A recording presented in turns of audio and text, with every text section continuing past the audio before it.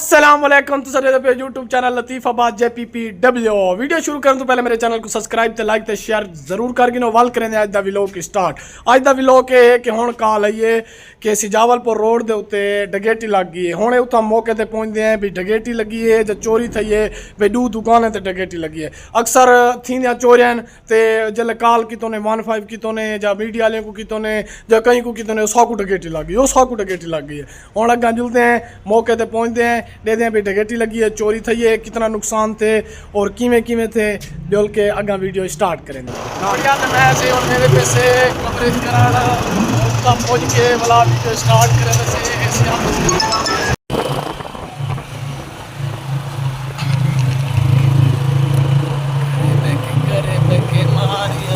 सिजावलपुर road ते पहुंचे ऐसे 3 दुकाना बनिया गए, काफ़ी लोग तादाद कट्ठे मजीद अगर टूटते हैं अगर पूछते हैं इन्हें कितना नुकसान थे, कितना बंदे हैं और क्या टाइम टेबल है।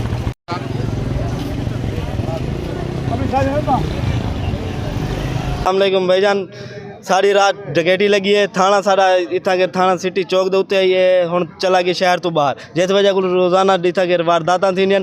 सारा शहर गैर महफूज थी चुके, लिहाजा इतना के एक चौकी दी वजे चौक दे उत्ते ते सागू तहफ़्फ़ुज़ फराहम किया वजे।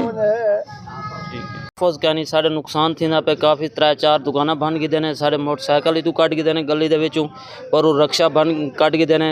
इतना कर सारे को ना कोई तहफ़्फ़ुज़ है ना कोई शा है, पुलिस साड़ी कोई कार्रवाई नहीं करेंदी, कोई नहीं सुनती साड़ी जी।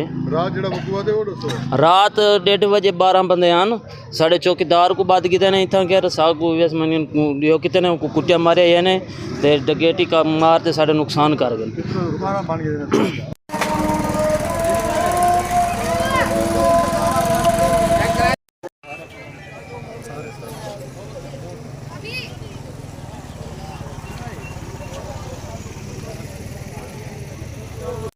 ताबत मिलना चाहिए, पुलिस के तरफ को ताबत मिलना चाहिए, पुलिस के तरफ को हमें ताबत मिलना चाहिए।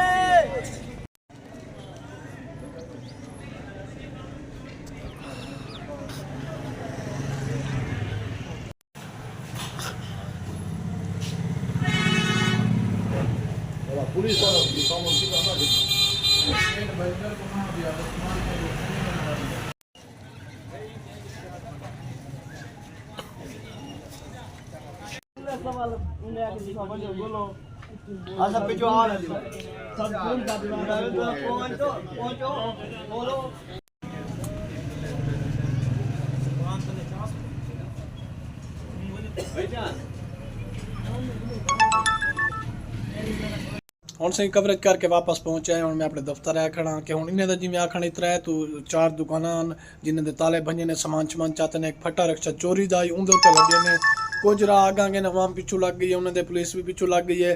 तो जो सामान वो अपने हत्थें च आप चाह सकते हैं वो चाहते भज गए, बाकी जो सामान है वो फटे रक्षे ते रह गए, वो पुलिस ने इन्हें को वापसी दे दी थे। सारे ही 1 महीने के तहसील के चोरियां ते मोटरसाइकिल चोरियां, दुकान चोरियां ये काफ़ी ज़्यादा थी गए।